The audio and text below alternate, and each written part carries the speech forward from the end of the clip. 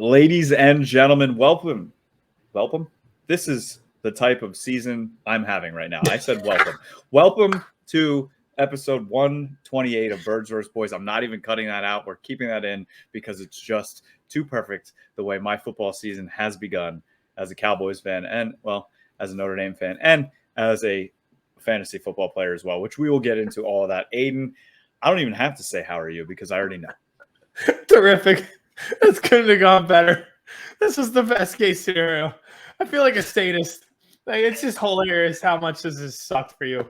Oh, well, what are you going to do? Welcome. What a great week. Welcome to episode 128.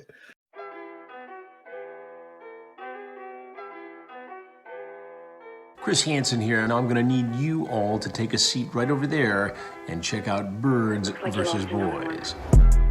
I think you're completely right here, and I hate it. Yep. Hey, idiots. Stop doing dumb things. I got 2 phones. Upside alert. I might go insane. I think you're already there. There's no hope. Hope is gone. If this was an AFC North podcast, we'd be done in 15 minutes. Bob Hope. I'm going to drink bleach. That is the team you promised me you were going to be this year. This is the Consciously Hopeful podcast. I'll be watching.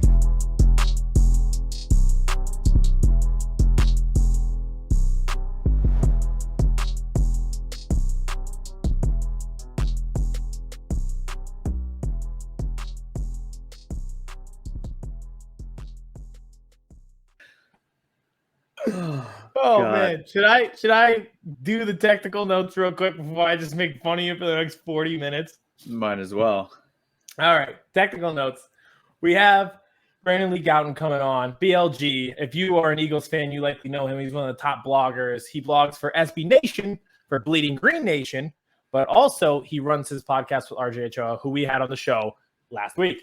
So we're really excited to talk to him tonight. Perfect yin and yang with RJ last week and BLG this week. Excited for that. And then TikTok tonight, power rankings after week 1. If only they had a podcast that maybe we could hop on. I don't know. There you go. Good idea. Links. Good thought. Very Anyway, good thought. TikTok is going to be week 1 power rankings plus our worst performance of the week and best performance of the week player-wise. So stay tuned for that at the end. Let's not waste any time. Let's just do this. This is the best. Before you start making fun of me on a broad spectrum of everything, let me just lay out my entire football weekend if I could. Go for it, please. I would love to enjoy this. So if you don't know, KMess here, by the way, if it's your first time listening or watching Birds vs. Boys, thank you for joining. If you are a longtime follower, listener, watcher, I guess you could say, yeah, it's me. You know who I am. KMess22 on Twitter. Follow me. I put out fire when it comes to the Cowboys mostly. But I'm also a Notre Dame fan because I'm a pig. So Notre Dame opened the season at Ohio State week 1. I thought it was a valiant effort. They were 17-point underdogs, lost by 11. Offense didn't look great, but they hung in there. They had the lead at halftime. This Saturday at home opener against Marshall. Do you know that Notre Dame paid $1.25 million to Marshall to play that game? That makes it even better. They paid $1.25 million to play that game, and they lost, and they looked like crap, and their QB1 looked like shit, and then he ended up getting injured. Now he's done for the season, so have no more quarterback. They're 0-2. The coach that I was screaming for them to hire is now 0-3, going back to the bowl game last year. So it's definitely the everything's fine while on fire meme happening in my Notre Dame life. And then Cowboys, Sunday Night Football. Eagles win, Commanders win, Giants win. And here we are, Sunday Night Football. I have a child now. I have no desire to stay up late anymore. I like my sleep, don't get a lot of it. And I had to stay up for Sunday Night Football to watch Tom Brady waltz into AT&T Stadium, and the Cowboys put up 3 points. 3 points. The only team in the entire league not to score a touchdown. And then to make things worse, at the end of the game, Dak Prescott breaks his thumb or his hand or whatever the hell you want to call it and is out multiple weeks. And they are turning to Cooper Rush to start. Aidan, you knew and you know that I had very low expectations for this team this year, right? Like, I think the defense is going to be good, and the defense was good. I mean, Micah Parsons single-handedly stopped Tom Brady and Tampa Bay of scoring 2 touchdowns in the red zone. Was it the okay? Never mind. I'm gonna let you go, and then I'm gonna do my spiel. What were you gonna say? Was the defense good? Were they good? Because they let them go up and down the field, and this is why it's like the best case scenario. They scored 19 points, 1 touchdown. Yeah, but it's not like they were stopping them. Like, they were moving up and down the field. It was just that they were kicking. But that's kind of what they were last year too. They made stops when they had to. They didn't get the turnovers. They had 1 that they used to last year. Their run defense was horrific. It was terrible. I mean, when they ran it 8 times to the left side at Trayvon Diggs, and they averaged 9 yards a run. That was terrible. But I would say, for only giving up 19 points at home against Tom Brady, you should be able to win that game. So they gave them the chance to win. So I would give them in the good category of that. Do you want to keep going, or do you want me to go? You can jump into that since we already started. Oh, okay. Well, what basically my whole thing is the reasons for the red zone stops were because Micah Parsons was absolutely obliterating the Tampa Bay Buccaneers offensive line. So this is like best case scenario for me.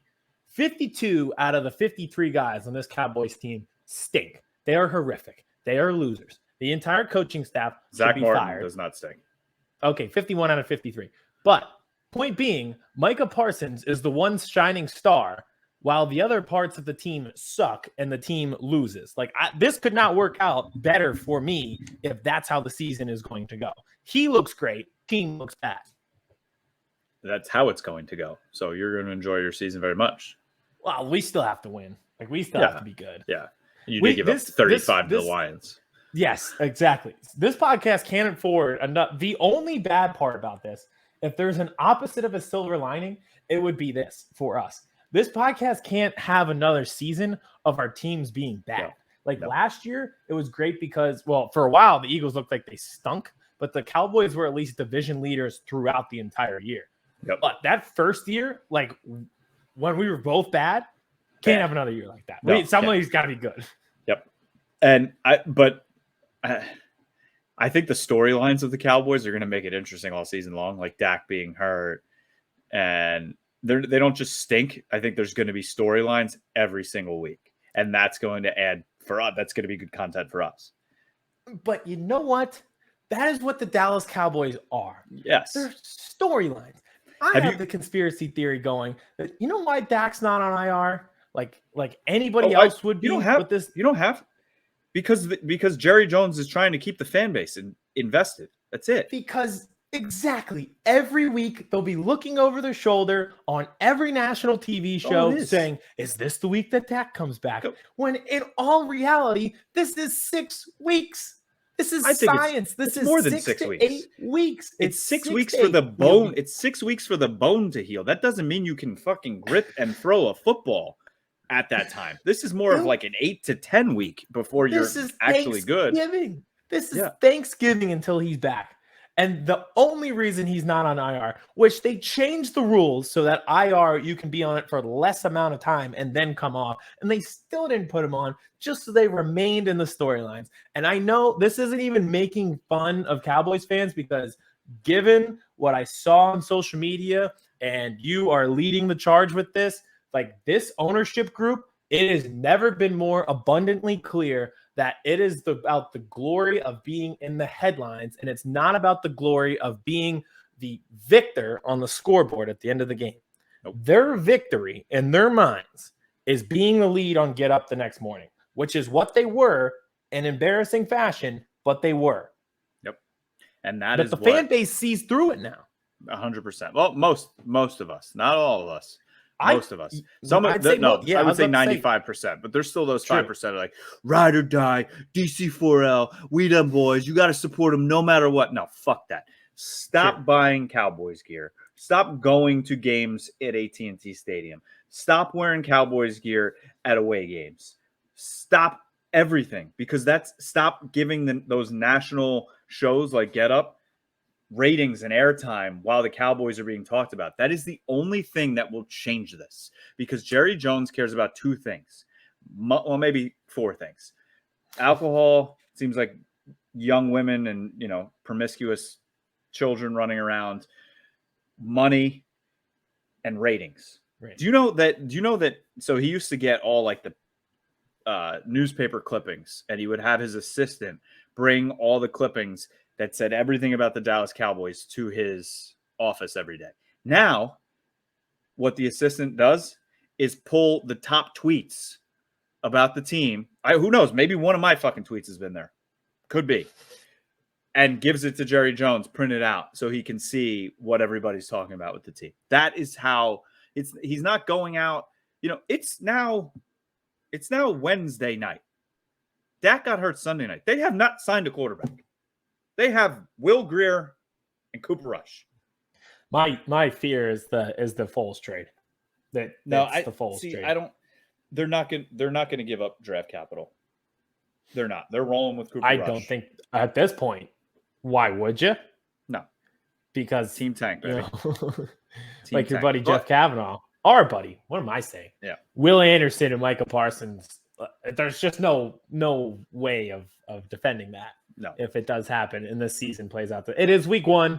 Like they could be fine, but it's the fact that it was every issue that you and I talked about, and every single Cowboys person that we've talked to and had on the show all had the same fears. It was Mike McCarthy not being able to lead a disciplined group of men. It was the lack of Amari Cooper and only having CeeDee Lamb as the only proven receiver.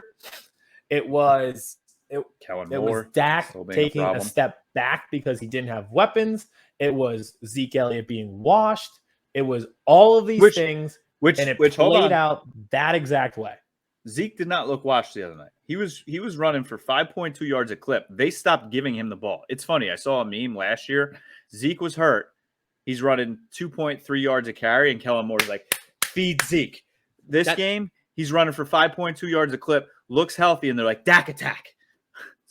I would like to take the Zeke one out and place the Kellen Moore one in. Yes. Kellen Moore, offensive coordinator, could he be creative? No, it's the same problem. It's like you talked about this on your game day reaction show. You should watch those because they were great this week, both ways. The highs and the lows of football. Great to be back. But Terrence Steele, like 4 penalties on the offensive line. I feel like LeBron. Not 1, not 2, not 3, 4. Like, that's insane. Nothing changed. Nothing has changed. We're going to get to that with the Eagles because there's a part that something has not changed there. Not only did he have 4 penalties, but then he looked like shit in pass protection. And I get you got it. And then Connor McGovern goes down, so your left guard goes down. Correct. So then you got to bring in Matt Farniak, and Biotish already stinks. I gotta say though, our guy Tyler Smith did not look awful. He did not. There was plays where you could see that he is going to be the left tackle of the future. His strength was inevitable. He was not the reason they got crushed. But the thing, we're all talking about the Dak injury, right? But like, Dak looked like shit before he got hurt. He was the lowest graded quarterback of everybody this weekend. So it wasn't just the fact that he got hurt. Before he got there, he threw for 134 yards, and everyone's like, he's a $40 million a year quarterback. You got to, doesn't matter about the weapons around him. You know what? I get that. I get the aspect of a quarterback should be able to elevate the weapons around him, right? However, what do most great teams do still? Like the Bills, they have weapons around Josh Allen. The Eagles are putting weapons around Hurts. The Dolphins are putting weapons around Tua. The Cowboys put out CeeDee Lamb, who now the fan base is terrified that is not a wide receiver 1. Still looked like he had drop issues. He had 2 catches on 11 targets for 29 yards. I'm not jumping on the fear bandwagon, but I'm just a little nervous. Noah Brown, who's been there 6 years and has about 7 total catches, no touchdowns in his career. Dennis Houston, who's an unrestricted free agent. And Semi Fehoko, who's been there, who had the most yards. Oh, no, I think he did. Jalen Tolbert, the 3rd-round rookie, didn't even make the active list for this game. Dennis Houston, an unrestricted free agent, did. So I get it that you want Dak to elevate the weapons, but at the same time, he's throwing to me and you. He's got fat me and you on the offensive line. Yes, he looked like shit, but at the same time, he's got nothing to work with. I'm powering up. I'm powering up right now. Should I sip my stateside wine? Take a sip. I can feel it coursing through my brain. I can feel it coursing through my veins. Oh, for years, I had to sit here and hear again and again and again about Carson Wentz, who admittedly has his faults, but looked like shit because the supporting cast around him was god-awful. And now here we are. Dak Prescott doesn't look good because the supporting cast around him is god-awful. I'm hearing the same things, but if you played Mad Libs, you replaced the proper noun with somebody else's name. You just took one name out and put Dak Prescott's name in. I've had this conversation. I've been to this civil war with Eagles fans for years until the front office finally figured out and was like, we're getting Devonta Smith. We're getting A.J. Brown. We tried to trade for Calvin Ridley. We tried to sign Allen Robinson. We would do anything for a supporting cast. Hey, I think you got the right guy, though. I think you got the right guy. Yeah. I thought about that the other day. I was like, I love Calvin Ridley. Thank God he hit that parlay. I gotta tell you, Calvin Ridley's not going 10 for 155 in the opener. He is not. And it was the most impressive, 10 for 155. I said this on the post-game show and to my friends. He was just such a classic break glass in case of emergency. 3rd and 5. Well, we're throwing it deep to AJ. Oh, we need some chunk yardage. All right, screen to AJ. He's going to break 2 tackles. Awesome. He is your Des Bryant. Yes. He looks like Des Bryant. He runs like Des Bryant. He catches the ball like Des Bryant. He doesn't have the full mentality of Des Bryant. I don't think he's as crazy as Des Bryant, but he has that passion like Des Bryant. I don't think he's as tall. No, but he looks as big. He plays as tall. He plays as tall. It's one of those things where you see it from afar, if a guy's not on your fantasy team or not on your direct team, you don't always appreciate the talent for what it is. But when it's in you, you knew AJ Brown was great after the catch. Yep. You knew that he could be a physical mismatch for teams. It's not until you're watching it live that you realize and you're fully invested in it. That can be. Yes. And you're fully invested in it. Correct. This is how Sixers fans felt. Harden showed up and we were like, oh, you're supposed to dribble past and shoot as the point guard? It was supposed to be like this the entire time? It's been 17 years since we had a bona fide superstar receiver. Yep. When we had T.O. Alshon was great. Dante Stallworth had a year. Deshaun Jackson's one of the best speedsters in the game. But we're talking full true X number one. X1 physical mismatch. Throw it up to him anytime. Yep. That's true. But we'll definitely get into a lot of the Eagles, especially with Brandon as the interview comes up. But a couple more things to talk about the Cowboys before we get out of here. So Dak gets hurt, but that's not only the biggest issue here. Correct. There's other injuries. Connor McGovern, your starting left guard, high ankle sprain. He's probably done at least 4 weeks. Well, if you talk to Jerry, he's got a chance to play. He's been back this week. Jaron Curse, who besides Micah Parsons and Law, he's the heart of the defense and he roams everywhere, right? He does that safety, linebacker, led the NFL in tackles last year. He's got a knee sprain, probably out 2, 4, maybe 6 weeks. Bash him on the defensive line. He's lower on the totem pole of the rotation. He's got a quad contusion. He's going to be out a couple weeks. And even though he's lower on the totem pole, you take one person out of that defensive line rotation and it messes everything up, because teams I think the Eagles and the Cowboys are similar in this. They like to move bodies in and out on the defensive line. And that's what keeps them effective. Now, the defensive line did not look effective against the run. They're smaller bodied, quick kind of guys, but you take him out. I mean, that's injury after injury after injury. I was going to try and come into the show. I was going to have my wife paint me a black eye. I just didn't have time because now I have a child. Why didn't I think of that? That was going to be really. I was going to have my hand bandaged, but so there's way more injuries than just Dak. I mean, and I get the people. Oh, good old Cooper Rush, over 300 yards last year, beat the Vikings. Sunday Night Football, Halloween. It was great. Okay. Do it again, because he's not gonna. He doesn't have Amari Cooper anymore. If Dak Prescott can't elevate these receivers, you think Cooper Rush can? Remember that? Remember the training camp video I tweeted? I got to tweet it again, where he literally hit Jerry Jones in the skybox thing. It's just, and he can't move like Dak can, and this line sucks. I don't, Aidan, when I tell you I don't see a win in the next, I don't see a win. I don't. So they're not beating the Bengals, who are pissed the fuck off.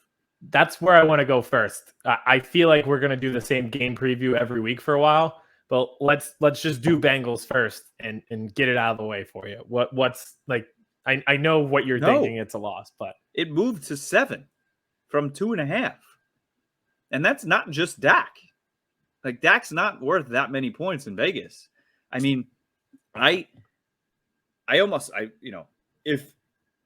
the Bengals should have won last week, if you're a Cowboys fan, at least they would have got a win, a division win under their belt. Now they're pissed off the way they lost. Wow. Joe Burrow had 5 turnovers? Huh? Yeah. So I said they only had 62 chances to win. Exactly. Lyle Collins, I think Lyle's going to get whipped by Micah, but yes, he's going to come in there with something to prove. Is Trayvon? I mean, Trayvon likes to play against taller receivers, kind of like a Mike Evans. And besides the touchdown, he did okay against. Yeah, but they're going to try and put him on Jamar Chase. Do you remember the last time that happened? Yes, at LSU. It was fucking terrible at LSU, Alabama. So, I mean, if you have Jamar Chase in fantasy, congratulations this week. I don't see it. And then Washington, I don't see it. The Giant, like, if you also, you know what people say is a lot of the times, look at the quarterbacks for the most part when you're looking at a matchup, and that'll sway it. Yeah. So tell me what quarterback Cooper Rush is better than. Daniel Jones is better than Cooper Rush. Carson Wentz is better than Cooper Rush. Tell me where. Hold on.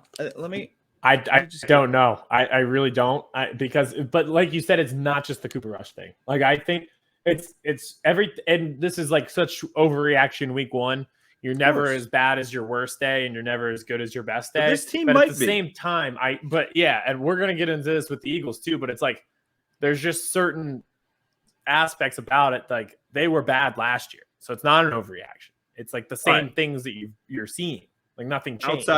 Outsider's perspective, who also has, I think, something invested in the Cowboys, not only because of the show, and obviously they're the Eagles' biggest rival, so you pay attention to them, and you know the team as well. So find me a win here. Yes or no? I'm going to go through the schedule. Bengals at home. I don't think so. I just think the Bengals on a field like that, like inside, like that's just a track meet waiting to happen. That's a no. Okay, no. Joe Burrow, yeah.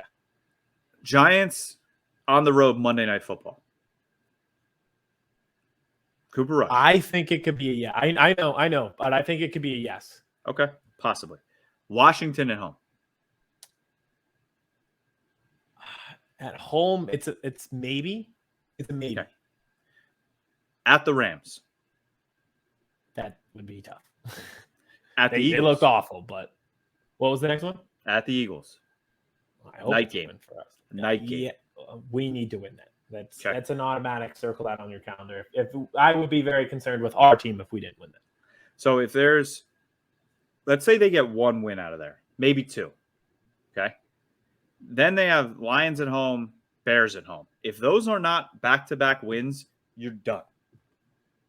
I would not play around with the Lions. Because then you have at the Packers, at the Vikings. Again, you're not as good as your best day, and you're not as bad as your worst day, but two teams that I think will be there in the end. This is going to be a very long season, Cowboys fans. So lock in, drink up, and make sure your expectations are where they should be. Check them at the door. Check your ego at the door. Check your cowboy hat at the door. This is like, 2016, 2018. Like, I tweeted it too. Said it earlier.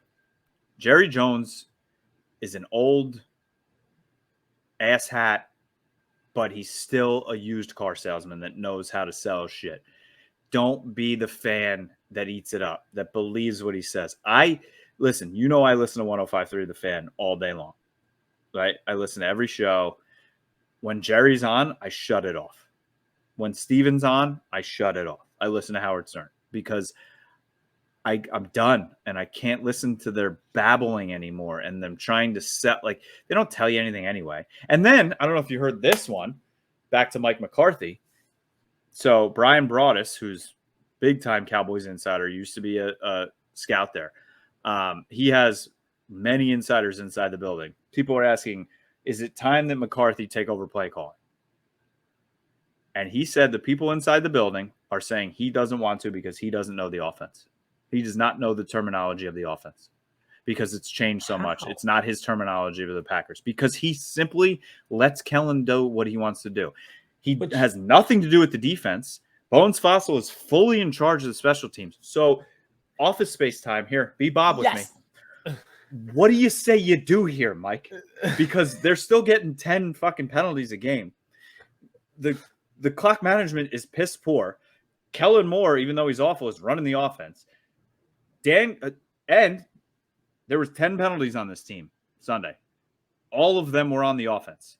So Dan Quinn's running the defense and doing a good job. You let Bones Fossil do everything about special teams. What do we got left, Mike? What is it that you do here? I think, and again, I think I referenced that scene the day after the playoff loss last year. And here we are, Nothing 3 changed. days after the season opener.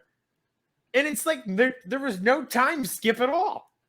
No, it's literally like TV show picks up where they left off. This is what happened, okay? If you're watching on YouTube, okay? Okay. Ready? It was end of the game. Fucking 7 seconds left. And Dak just fucking runs down and then can't get the ball, right? And then they place it down. Game's over. It's literally like that moment happened.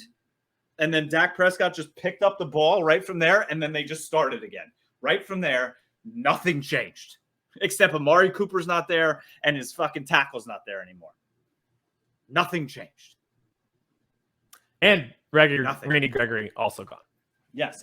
And Randy Gregory was the second highest graded defender on the Broncos behind Bradley Chubb the other night. And he forced Connor Williams on DK Metcalf. And I don't know if you know Connor Williams, who was the left guard on the Cowboys, who led the league in penalties last year. Highest graded offensive lineman, playing center now for the Dolphins. Highest graded center in the entire league this year. So congratulations. You know what, though? You had to save a little money to spend it on another free agent. That's $22 million cap space. Just sitting there. All right. So, yeah, Cowboys stink. I had no expectations going into the season, but that was even worse than I expected. And then Dak gets hurt. That's the blow. When I tell you, I'm not even mad. I'm in a very weird spot. I'm like numb. I'm just like, I expected this. But I'm like, if I didn't do this podcast, I think I would be like, okay, honey, you want to go apple picking Sunday? Sure. Like, we have a birthday party at 4:00 this Sunday, and the Cowboys play at 4:25, and I'm kind of like, okay. Like, I'm gonna watch on my phone. Lisa's like, why are you even gonna watch? I'm like, because I kind of have to know for the show. Just have to know, yeah. Like, it came to a point where my wife and I fight, obviously. Cowboys, Eagles. We have a daughter now. First time, first season. My wife put her in a bunch of Eagles stuff when I wasn't around on Sunday. And I put like a tweet and a Facebook post out where I'm like, I want my daughter to be happy. Like I don't even care that she's in Eagles stuff. Like, go be happy. I'm not even mad. Well, I would not sign somebody up for Philly sports if you would want them to be happy. I won't go that far. It is not the most fun existence. No. So, but that's make sure you go listen to my reaction show on YouTube, and you'll see how else I feel. Classic laugh at my pain situation. Can we quickly talk Eagles week 2? We're gonna do it with BLG, but I figured I should at least bring it up. There it is. His mask is back. All right, he still has it. Dude, you're just like Man in the Iron Mask, but also just like a horror film. This is how I feel. Like if he never got out of the mask and that wasn't like a uplifting ending movie, that would be the mask. You think I should just have this on? So I have this on when Brandon gets on? Yeah, he'd be like, okay, sorry, wrong spot, wrong studio. This is the...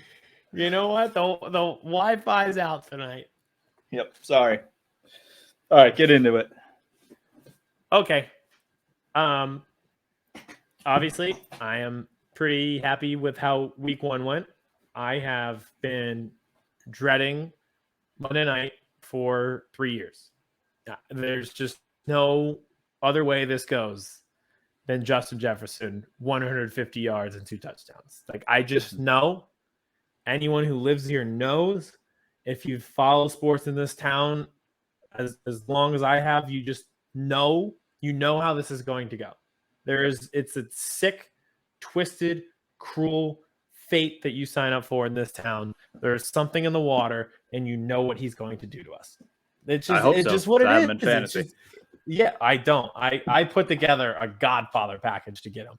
I'll send you the photo of what I sent. Insane. It's okay. I can't put it on air because Russell Wilson. People listen. Also, that was wild. Like fourth and 5 situation. What the fuck are you doing? Yeah, that's like the classic first impression. Like, you can never trust that coach. No, I think they could win the division with the Chiefs and Chargers, and you could still not believe in that guy. And my buddy's brother is the offensive coordinator for the Broncos. He was the tight ends coach for the Packers. I text him. I'm like, what was that? He didn't respond. Uh-oh. Yeah. Probably because he wants to keep his job. Mm-hmm. It reminds me when the Phillies had Gabe Kapler, and on opening day, he pulled Aaron Nola after 65 pitches. He was cruising. Yep. Bullpen comes in, blows it, and nobody trusted him from there on out. That's what's going to happen with the Broncos. Yep. But back to the Eagles. Like, you just have to survive what's coming with it. Just, hurricanes coming, put the boards on the windows, tornadoes coming, sit in the bathtub. You know what Justin Jefferson's about to do to this franchise.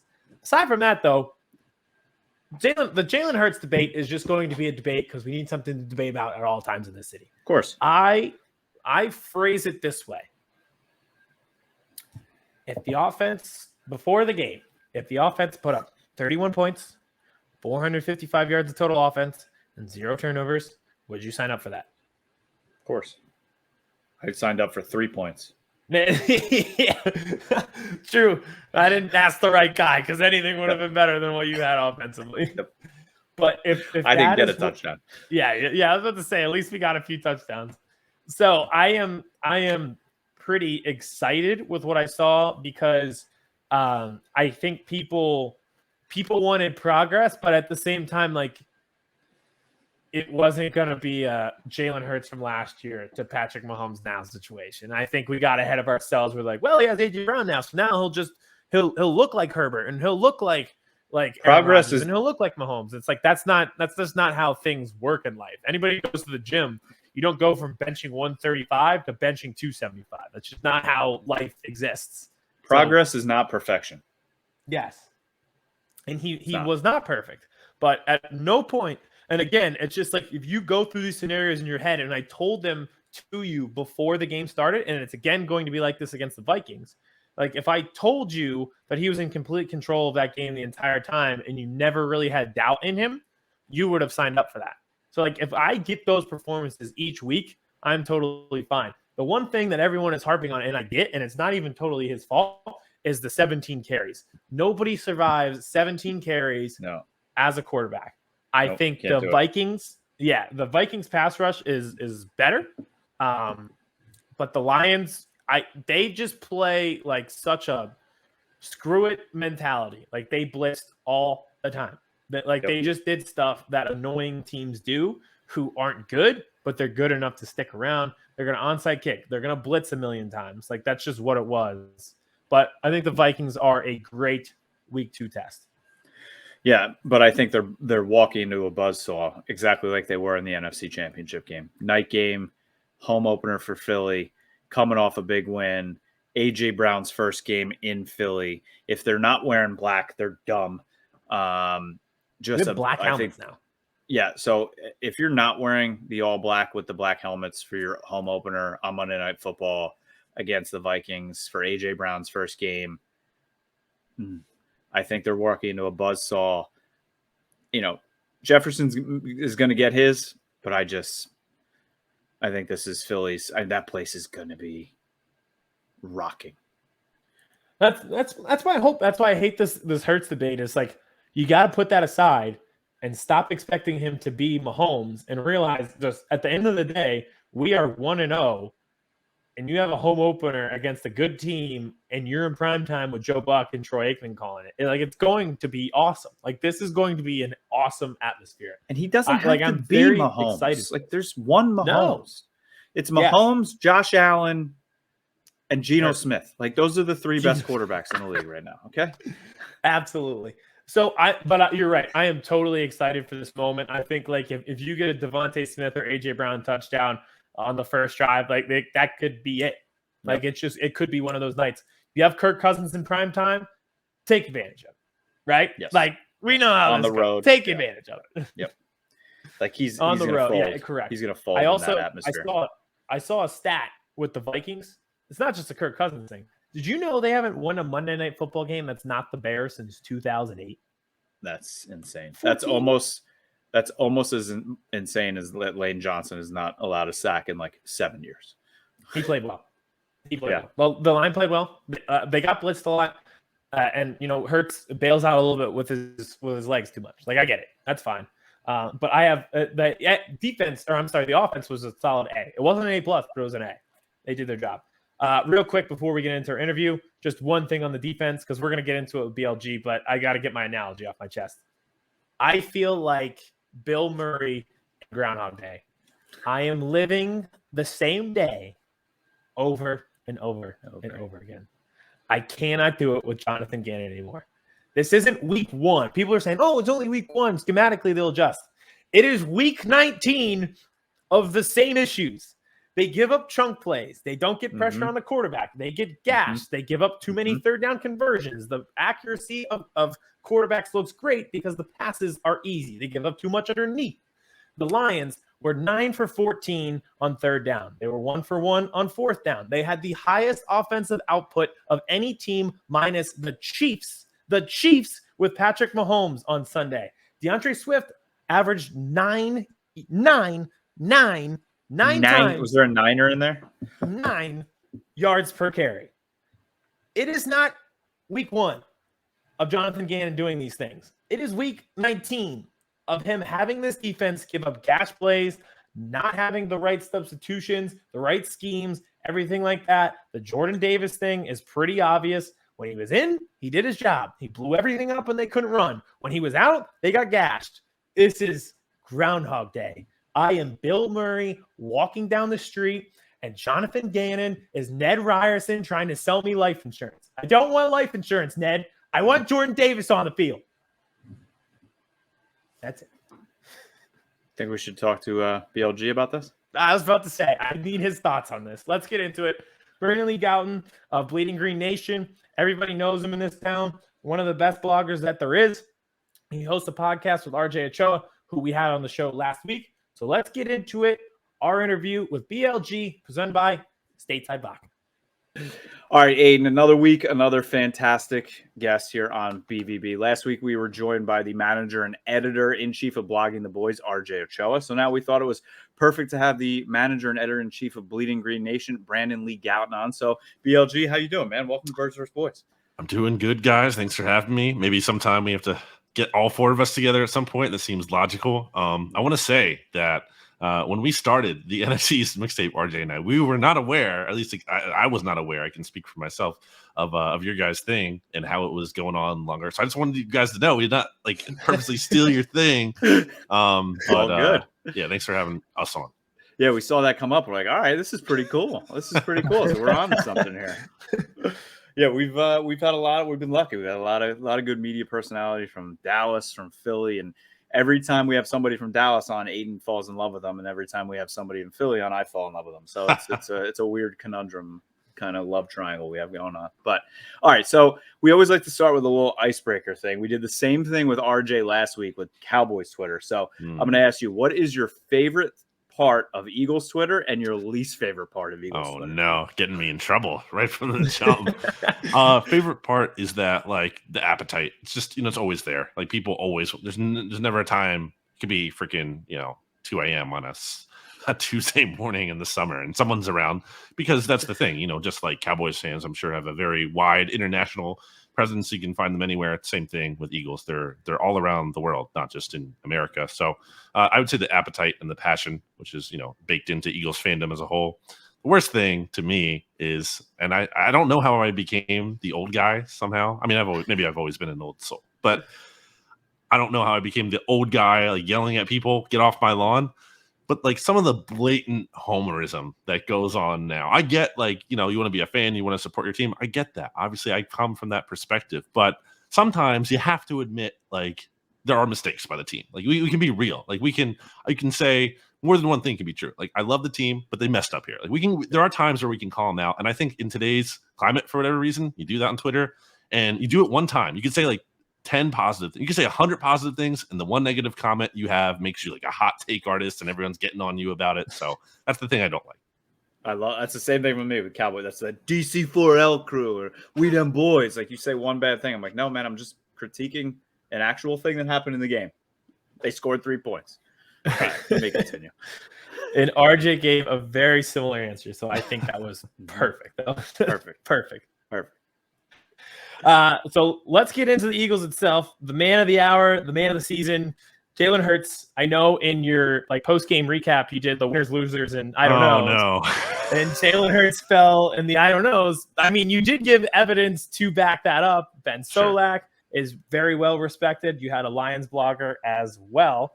But do you think you saw any progression from Jalen in week 1, or was it like a pretty similar model of him last year, but the Lions defense just isn't as good as the Bucs at the end of the year? I think we definitely saw some progress. I mean, the deep throw to AJ Brown was good. I don't know that I consider that huge progress because I think he's always had a decent deep ball. I've never really worried about that aspect.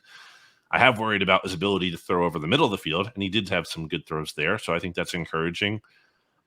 It was not a bad game by any means, but I genuinely did not walk away from that game being like, wow, like this is amazing. Jalen Hurts. And I think that the fact that there is like this discourse going on this week kind of speaks to, it wasn't like this, like, oh man, like you can't pick any holes in that performance. Like, no, I think you kind of can feel like, well, like it's weird because going into the season, I wanted to see more games with Jalen Hurts where the Eagles won because of him and not just he was along for the ride, kind of like Jimmy G, for example, in San Francisco largely, and they won with him. Because I think that's what happened a lot last year.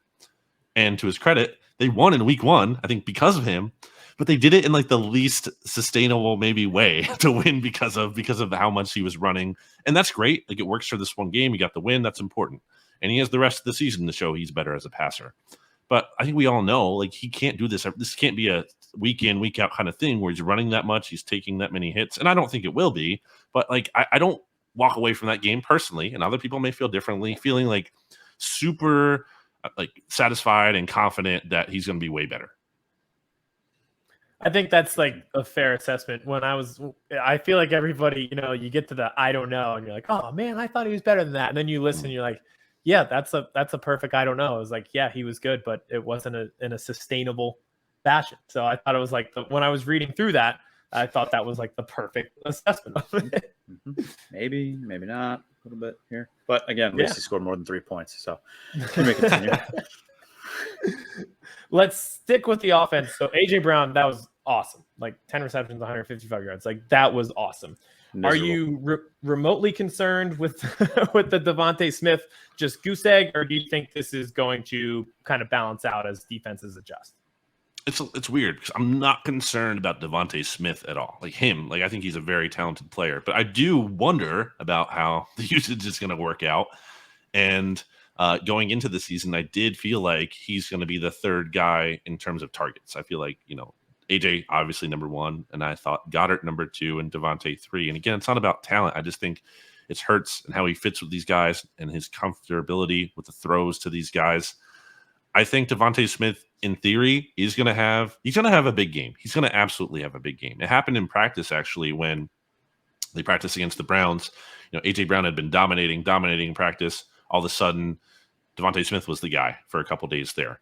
So I know he's still really good. I know he can do this. And I think it's going to shift where teams are going to try to take AJ away more so. And they're going to dare probably Devonta to beat them. And I think that's when he is going to go off. So I think that's going to happen, but also have to see it because – I mean, why is AJ Brown not going to be the primary target for Jalen Hurts? Like, even if he is getting a ton of attention, still feel like Hurts is going to throw to him a decent amount. It's not going to be like he's having a game with like 3 targets or anything. But I do think Devonta will be okay. I'm not really like worried about him. Yeah, I gave the analogy earlier that he is the Eagles' new Dez Bryant. Like even back in the day, Romo would feed him no matter what, because even if he was getting that attention, he's going to go up and get the ball. And it's just like you said, that comfortability. And it's like that Dez and Jason Witten part. I feel like that's now AJ Brown and Dallas Goedert for the Eagles, how it was back in the day for us. So, I hope. But I'm so fearful of all of them. I mean, AJ Brown is a monster. Like, it's just, how do you stop him? Like, he does literally everything well. There isn't like a flaw in his game. He doesn't have the best hands, I would say. Like, he had a high drop rate last year, but he's not bad at catching the football. It's just, if you're looking something to nitpick, he's a monster. I don't know how you stop him. And what did we say earlier, Aidan? I said, you were looking at Calvin Ridley, Allen Robinson. I said, I think you guys got the right guy. I think Thank goodness he put that parlay bet in. Thank goodness. All right, so we're talking a lot of Eagles offense here, but I want to talk a little bit about the defense, right? It looked like the Eagles had the game in hand, and then they ended up giving up 35 to the Lions. I know it's only one game, so no one's going to hit a panic button, except it is Philadelphia, so they might be. But what did you see that you're most concerned about with this defense? You had to bring up the defense, didn't you? Hey, I'm the pessimist guy here. I'm a Cowboys fan. No, I get it. I mean, Eagles fans should be talking about the defense. I mean, and they are. It's just the most frustrating thing to me about Gannon at a high level is that I don't think he maximizes the talent he has. I don't think you can argue that he did that last year. The Eagles finished 25th in defensive DVOA. That's not, the end-all be-all stat. But, like, you also look at how they performed against literally any non-terrible quarterback, and they got shredded every time, like destroyed. Not even like, okay, good quarterbacks, they had good games. They're good quarterbacks. They're not going to always stink, but it was a record-breaking kind of failure where 5 quarterbacks had 80% completion or more. Like, that's so pathetic. And it speaks to the style of defense that we've kind of seen from Jonathan Gannon, which can only be described as toothless. It's not like aggressive. It's not, we're going to make you pay. It's like, no, it's like we're going to sit back and you can slowly chip away at us. And it's just like, what is this mentality? Like, how are players liking this in terms, like, that's not what defenders want to do, is sit back and they want to go and make plays. So I just don't think Jonathan Gannon maximizes the talent, and it's not good enough for this defense to only be average. For all the talent they did add, this has to be a top quarter of the league kind of like a good, legitimately good defense. If they're just like a fine defense, that's a failure. So I think he's under a lot of pressure. I think that he should be gone either in one of two ways after the season. He should either turn things around, do great. Some team hires him. He was getting head coaching interviews somehow after this past season, or the defense is average or worse, underachieves, and then it should be very clear that they can't mess around with this anymore. They got to get someone in here. And by the way, they had Vic Fangio attend a lot of practices this summer, so maybe they're already kind of lining that up. Aidan, I know you have Gannon takes, so I'll let you hop in for that. Okay. VLG, I know. So you're a Sixers guy as well, right? Like, yeah, I follow you on Twitter. And Doc Rivers, he's never changed, right? His entire professional career never changed. Mm-hmm. And when Joe Girardi, before he got fired, he never changed, right? So, like, what would it? Why would we believe now that Jonathan Sure. Gannon would ever change? Like, there's like faint hope for me because of the talent on the defense that they can overcome him. But should I even have that little faint hope?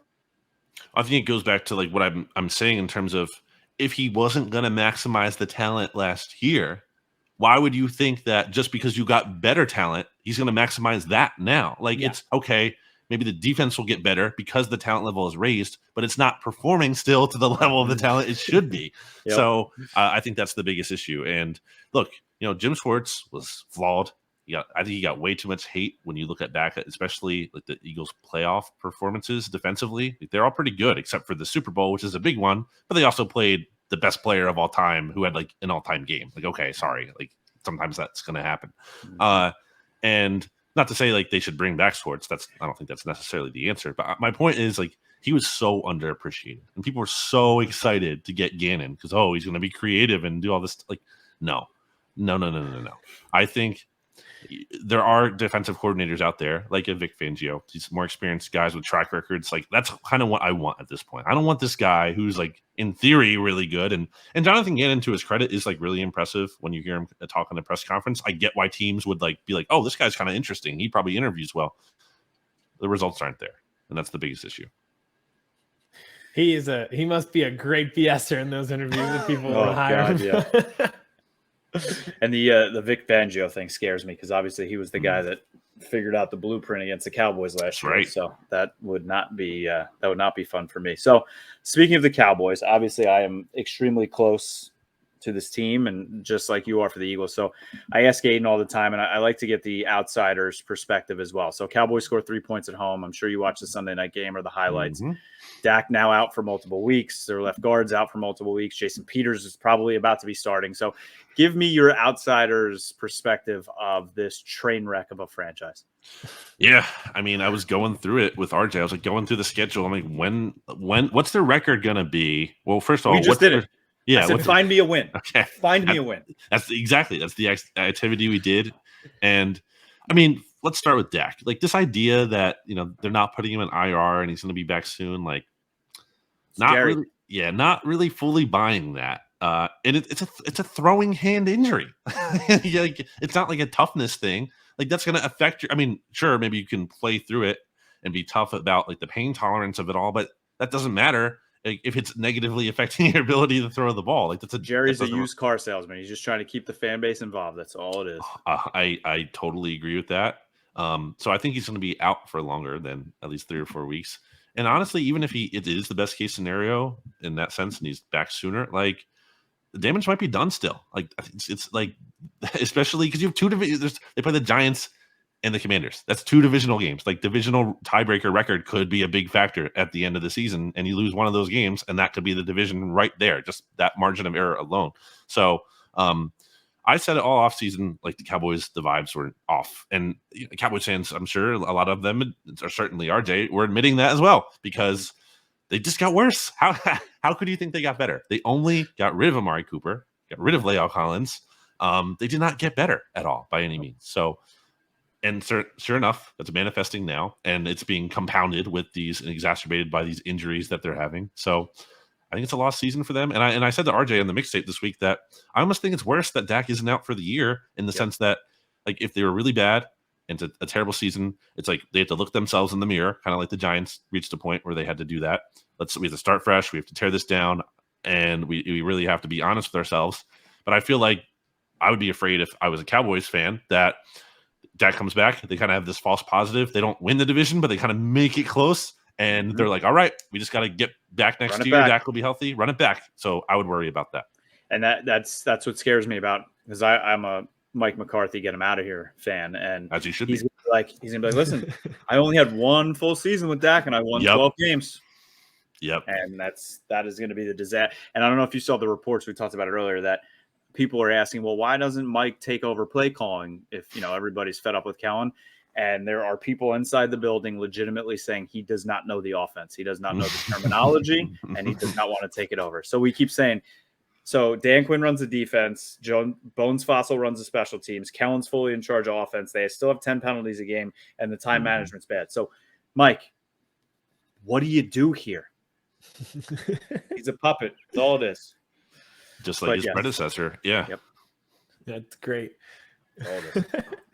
Now, all right, the rest of the NFC East, like that was an interesting week one, aside from the Cowboys. Giants win, Commanders win. It looks like Carson has his best receiving core that he's had in quite some time. And Brian Dable, Kevin and I were talking about it. We're pretty afraid that the Giants have found the guy. So of the other two teams, who strikes fear in your heart the most, who could compete with the Eagles for the division? I think Washington has the higher ceiling this year, especially. I'm not like scared of them in terms of so much winning the division. I think it's possible, but I don't think they're like I don't think what I thought the Cowboys might be entering the year if things didn't go wrong for them. I think their floor is still capped out at a middling team because Wentz, for all the highlights he has, he's going to turn the ball over and do stupid things like that. Almost allowed the Jags to win that game in week one. But they're going to be competitive. And every NFC East game that they go into, especially talking about from an Eagles perspective, those are going to be tough games. They're not going to be like, it's Washington. We can blow out that team like the Eagles did last year, especially when they got to play Garrett Gilbert. And even when they played Taylor Heineke, that game came down to the end. So I think those are going to be tough games for the Eagles. And I do expect a split there. Giants, I feel like, are this year's Detroit Lions. Like they're a team that's going to play above their talent level. They're going to have a limited ceiling because the quarterback turns the ball over. And I think for any kind of potential he has, same thing with Wentz, turnovers. And then just the roster isn't talented enough. They're going to run into issues. Like that they won against the Titans, who, again, was kind of up there with the Cowboys in terms of having bad off seasons, bad vibes off seasons. It wasn't like they played a great game. Like they credit to Brian Dable for going in at the end, but it's not like, oh wow, the Giants are scary now. I mean, Saquon had a nice game, and that's important for them. But I think their ceiling is only so high. But I think they're going to be a really frisky team. Agreed. All right, last one from me here, BLG. So let's look ahead. So obviously the Eagles open Lincoln Financial Monday night against the Vikings. Vikings put it on the Packers, but I was telling Aidan, I think the Vikings are walking into a buzzsaw. Monday Night Football. I think the Eagles should wear their All Blacks because that's the type of game it's going to be. Just Kirk Cousins on Monday Night Football in Philadelphia gives me bad vibes. So what are your expectations of this game? Thoughts on this game heading into Monday night? Well, I mean, looking how the Eagles defense did, and it's kind of funny to me because I tweeted out during the Vikings-Packers game, like over-under on Justin Jefferson receiving yards.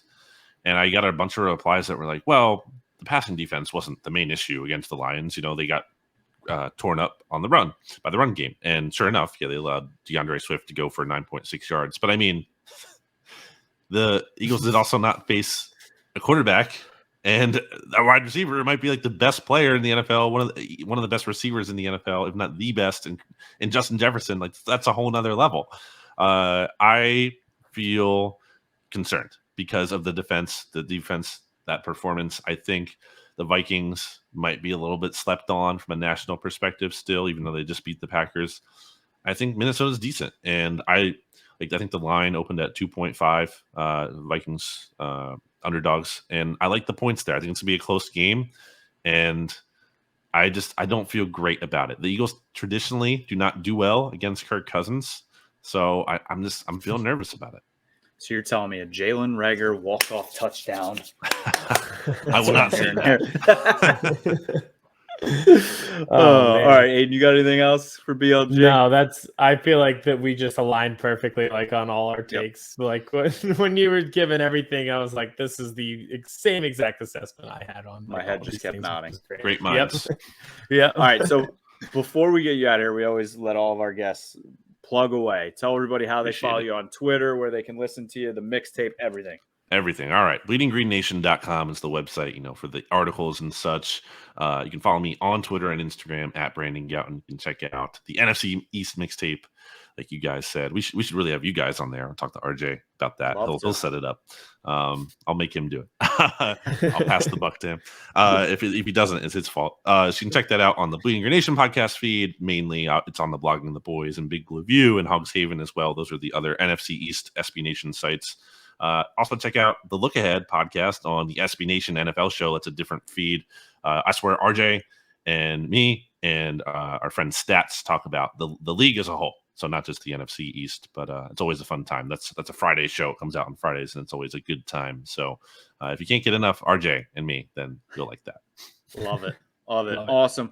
Well, BLG, we appreciate it. We'll definitely have to have you on with RJ together, and we'd love to hop on the mixtape for sure. So that was Brandon Lee Gowton from Bleeding Green Nation, brought to you by Stateside Vodka. He's one of the Eagles. We talked about this with RJ, like when he was like 16 or whatever, like wanting to have this outlet to talk Cowboys and read Cowboys and everything like that. Like I remember, so I followed BLG when I was in college, and it's like that same mindset that RJ had. I was like, I'm just trying to consume as much Eagles content as I can. So to have him on the show is just cool, because like where he's at now is what I wanted to be in college. So that was a great interview for me. Also, he was just a great guest. So phenomenal. He's probably in my top 5 now of Eagles guests that we've had on, and we've had some great guests. I'd actually say top 3 probably.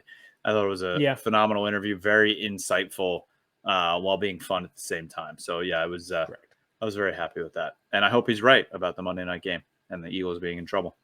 It's so weird with that game. So we always lose week 2. It's a stoppable force meets a movable object, because it's like Kirk Cousins in prime time. The Vikings haven't won a game on Monday Night Football against anyone non-Bears in over 14 years, versus the Eagles, who always lose week 2, don't do well against Kirk Cousins, and have this defensive nightmare where we haven't won a single game with Jonathan Gannon as defense coordinator against an above average quarterback. So it's going to be really weird. Like I said, stoppable force meets movable object. What happens? Get Get Howie on the phone. Where are the All Blacks? If you don't, you're cowards. Yeah. Well, he's already in the game plans, I guess. That bothers me, but I got to keep the vibes high. I'm so excited that I watch AJ Brown every night that I don't have time for the Howie Roseman stuff. He will not ruin this for me. Also, Jordan Davis, like that being like, they got 10 yards per carry with him off the field and 2 with him on the field. I'm like, yes. How many snaps did he get? He played 32% of the snaps. So like a third. He's big and fat. Can't stay on the field. So I've been saying it since day one. He's a bust. Like that was a worry that we all had. And then, but for him if he was on the field and he wasn't effective, and that's why he played 32% because he's too big and just couldn't handle it, that'd be one thing. It was the fact that he was on there and did everything well in his first game ever. That's what bothers me. Another question, because I didn't, I was watching all the games. Nakobe Dean play well. He played 3 snaps. 3 snaps. And honestly, he came in, but he played 3 snaps. I think this is going to be, and the reason he came out is Kazir White actually called he needed a sub. But that is the answer to the question as to why he played 3 snaps. Kazir White was awesome. Like if we're doing guys who got A's in the grade book, he was one of them. He was awesome. And it was like AJ Brown. We're like, whoa, I forgot what it was like to watch a bona fide wide receiver one. I was like, whoa, I forgot what it was like to watch a linebacker and knows what he's doing. Good. It was awesome. Well, that could benefit Nakobe Dean learning behind a guy like that and give him a year. Honestly, that's fine. Like if he doesn't have a huge role this year and gets in for some snaps, that's fine. But also you got Kazir White this offseason too. So you adjust address the issue. Mm-hmm. All right. Before we get out of here, TikToks as always. I think we're doing 2 tonight. Vincent is not here, so we're bringing Edmund in. We'll do the normal triangle. Oh no, I'm supposed to be. I think that's not.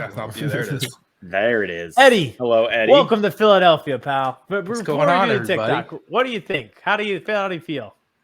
It's all right. It's cool. I like living in the city. I like being able to walk places and there are things there. Just that's dodge true. the bullets. You didn't live in a real place before. Yeah, I lived on the moon. Remember? Mm-hmm. Just dodge the bullets. Matrix. Yeah, I guess. I obviously knew where you lived compared to where you live now, but I forgot. I'm just used to things being 2 minutes away.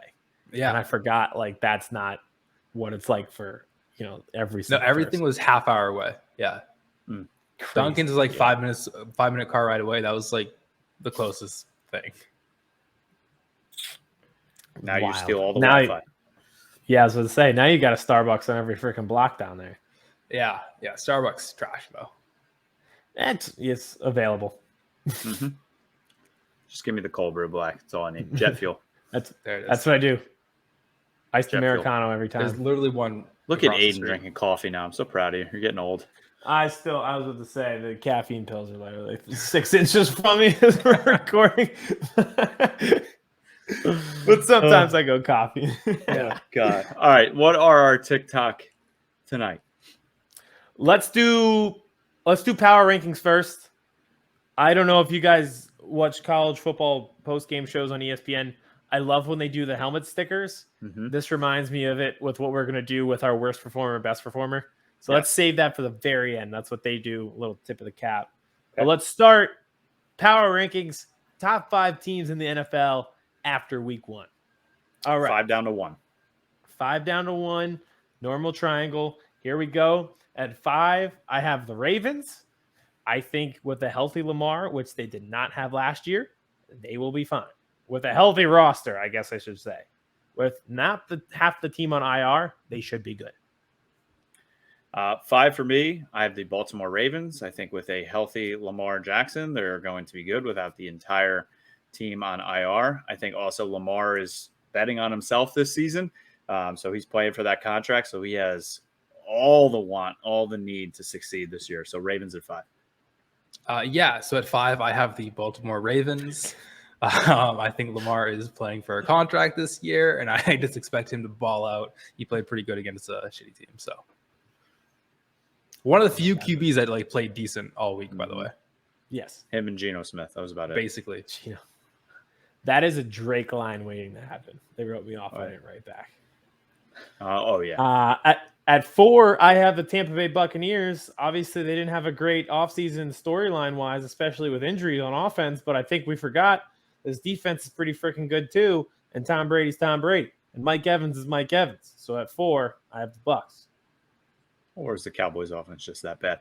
4, I have the Chargers beating the Raiders this week. I think Justin Herbert is again showing why he's one of the best quarterbacks in the league. This is one of our favorite teams this year, Aidan, you and myself. We believe that they're going to be very good this year. So I have the Chargers at 4. I also have the Chargers at 4. I might just have Kevin Fuss. Herbert's an animal. I think the team's gonna be really good, but I'm waiting for them to take that, next step. Chargers still Charger. The powder blues, though, if they wear that, they're winning the Super Bowl. Mm-hmm. At 3, I have the Los Angeles Chargers. Let's go. I think week 1, that is exactly what you wanted to see, where you beat the team that ended your season a year ago, and you did it in a fashion where your defensive line looked good with Khalil Mack, 2 sacks. Both on the other side look good, and Justin Herbert just looks like exactly what you expected in year 3. Keenan Allen got hurt, didn't miss a beat. They didn't even play Austin Eckler. They played 50% of the snaps. They still beat the Raiders. This is going to be a good team. That was a great showing. That was a strong showing. 3 for me, it's the Miami Dolphins. I think this may be a little bit high. People are probably going to yell at me, but the way that they beat down Bill Belichick and the Patriots, it was just so refreshing. I think they're going to be such a fun team this year with Tyreek and Waddle. The defense is going to ball out. They made Mac Jones look like a peewee quarterback. I love the coach. They keep all the guys around him just saying how big balls he has. And, he's just, I think besides, if the Bills weren't the Bills this year, I think the Dolphins would be America's team this year. But I think they're going to be a lot of fun. And I think they're actually pretty damn good. So Dolphins at 3. Oh, that was rude. You didn't have to do that.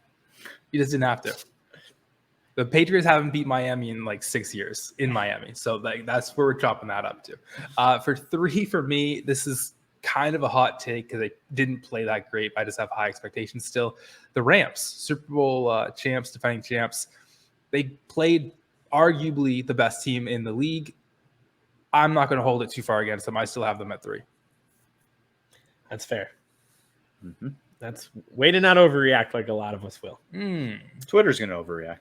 That's always. That's what Twitter's for. I was going to say, I think that's all Twitter is at this point. All right. At 2, I have the Kansas City Chiefs. I love that Patrick Mahomes was like, nope, we're still here. We are still the Chiefs, and we are still going to run it up on you whenever I see fit. I am the king of this. Who beat who in the playoffs? It was me who beat the Bills, not vice versa. Like we said, the Bills are Cinderella. He tried to kill Cinderella last year. At 2, it's the Chiefs. I think they're going to hurt without Tyreek Hill, but they're still there. 2 for me, it's the Chiefs. Mahomes went 30 for 39, 360 yards and 5 touchdowns, no interceptions. I think it's his middle finger tour without even having to give a middle finger tour, because people are just like, oh, the Bills. Oh, look at the Raiders. Oh, the Chargers are good now. And that scares me because they're still really good. At 2 for me, I have the Buffalo Bills. I think they are going to be in the AFC Championship game this year. Josh Allen might win MVP. He's clearly a top 2 quarterback, and that's just an elite team in all aspects, coaching staff, defense. They're just elite. At 1, I have the Buffalo Bills. You cannot have a more impressive week 1. It is hard to argue against putting them at the 1 spot when everyone deems them Super Bowl favorites, and then they defeat the defending Super Bowl champions by that amount in that impressive way. They turned it over multiple times and still won by 3 touchdowns. It's just the way in which they won with the amount of talent we perceive them to have. It's hard to put them anywhere but at number 1. 1 for me, it's the Buffalo Bills as well. They are a wagon. Josh Allen is everything we expected him to be. Stephon Diggs looked like one of the top 3 receivers in the league, just whooping Jalen Ramsey. The Von Miller signing looks like a phenomenal one. He looks like he's shot out of a cannon and found that youth juice. And I think they are eventually going to sign Odell Beckham Jr. Von Miller is recruiting him. Josh Allen's recruiting him. And if the Rams keep looking not so good, why would he want to go back there? He's going to want to go to a contender. He's going to want to play on the opposite side of Stephon Diggs. So they are going to be a problem all season long. Bills at 1. At 1, I have the Kansas City Chiefs. I don't love doing it as a Patriots fan. They've been the thorn in my side last couple of years when we were still good. Patrick Mahomes he dropped his pants and showed the world what he's cooking with, and it's large, folks. It's large. 5 touchdowns, and he did it without breaking a sweat. I don't expect him to slow down whatsoever.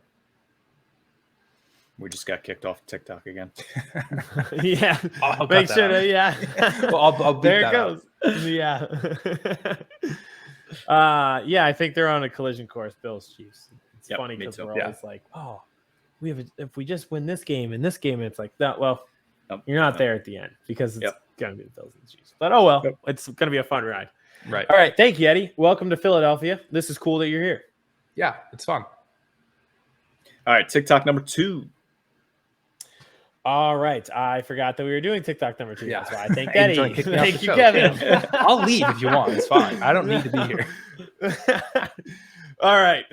Let's bring Eddie in. Welcome back, Eddie. Hey. All right. All right. So let's do you guys want to do best or worst first? I don't know if you want to end on a good note, end on a bad note. Let's do best first. All right. Sounds good. I'll do my best. I have Justin Jefferson. It's very rare that you have insanely, almost immeasurable expectations for somebody, and they just completely blow by them. 184 yards receiving in week 1. That led all receivers in the league. We thought he'd be fantasy receiver number 1 this year, and he just blew right by that. It was awesome. Best for me, I was looking at Saquon Barkley. I love Justin Jefferson as well. But if you watch our previous TikTok and what Eddie said about Patrick Mahomes, that's where I had to go. Patrick Mahomes was 30 of 39, 360 yards, threw for 5 touchdowns, no interceptions, showed the league, hey, I'm still here and I'm still the best. Patrick Mahomes had the best performance week 1. My best performance of week 1 is Justin Jefferson. I tweeted it out after the Vikings game, which, by the way, they destroyed the Packers. That was embarrassing. Aaron Rodgers should be in jail for that awful performance. I tweeted he's the best wide receiver I've seen since Randy Moss, and I don't think it's really close. I stand by that.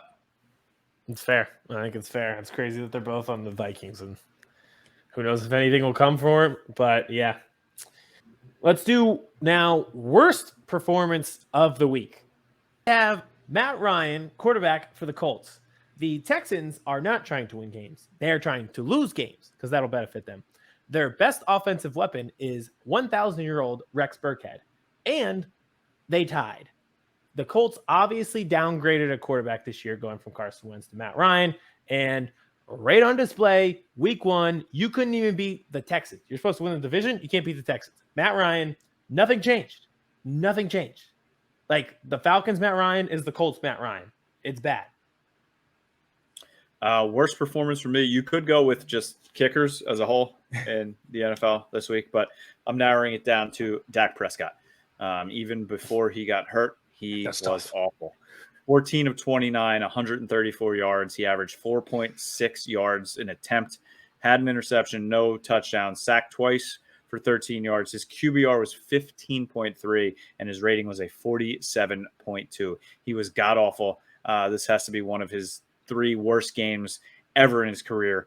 I know he's thrown to nobodies, but hey, you're making $40 million a year. You got to elevate that talent. I know we're supposed to do players, but my worst performance of the week is Broncos head coach Nathaniel Hackett.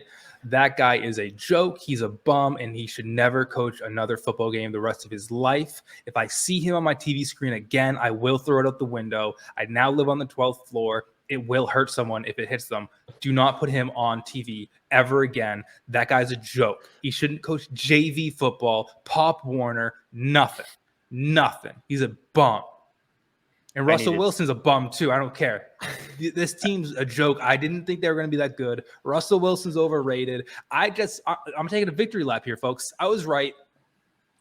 First-year coach. I mean, where's Eric Bieniemy? I bet he could have figured out how to handle that fourth quarter a little bit better than the second longest field goal attempt in NFL history. I needed 5 yards from Russell Wilson to win my. You needed 5 yards. You trade everybody for Russ. Go get Russ. Danger Russ. Oh, I actually tweeted, I hope Sierra cheats on him. Can you imagine, like, just on the side in the locker room afterwards, like the guys being like, "What the fuck was that?" Don't put that in the TikTok. We can't put any of that on the TikTok. Oh, got us in trouble to begin with. That's how I was laughing so hard. I was like, this is so perfect and so accurate, and we can't use a single second of it on TikTok. Twitter will love That's it, exactly how I got in trouble for cyberbullying Joe Judge. I called him a bum. I called him a clown. I said, do not put this guy on my screen. He is a loser. He shouldn't coach we the got NFL. blackballed. And TikTok was like, we are blacklisting you. All right, this is the last time I'm on BVB TikTok. Apologies, everybody. We're just, all right, just that guy stinks. Nathaniel Hackett, and then just cut, and then oh my god! All right, Eddie, thank you very much. We got to get him out of here before we lose all of everything. Yeah, we won't even be allowed on YouTube at this point. All right, so as we end the show, Aidan, W or L coming up for the Eagles Monday night? W. Okay, I'm going L for the Cowboys. W. L for the Dallas Cowboys. I don't see a way that Cooper Rush and the Cowboys handle this Cincinnati Bengals team. So 0-2 for the Cowboys, 2-0 for the Eagles, it looks like, heading into next week. Big thank you to BLG from Bleeding Green Nation for joining us. We will be back next week, but make sure you catch our reaction shows that are going to come out either Sunday or Monday, depending on what time they are recorded and how we're feeling after those games. So those will be out on the YouTube channel. We also play on Monday, so it might be you're a Monday. Tuesday morning. Yes. Yeah. Yes. That's right. Forgot your Monday night. So thank you to Stateside Vodka. Thank you to all of our fans and listeners for watching and listening. Make sure you follow us on Twitter, Birds vs. Boys Pod, on TikTok, anywhere you can listen to podcasts. We are there. And make sure you smash that subscribe button on YouTube for us so you can see our beautiful faces. Until next week, KMess, Aidan, and Eddie. This was episode 128 of Birds vs. Boys, brought to you by Stateside Vodka.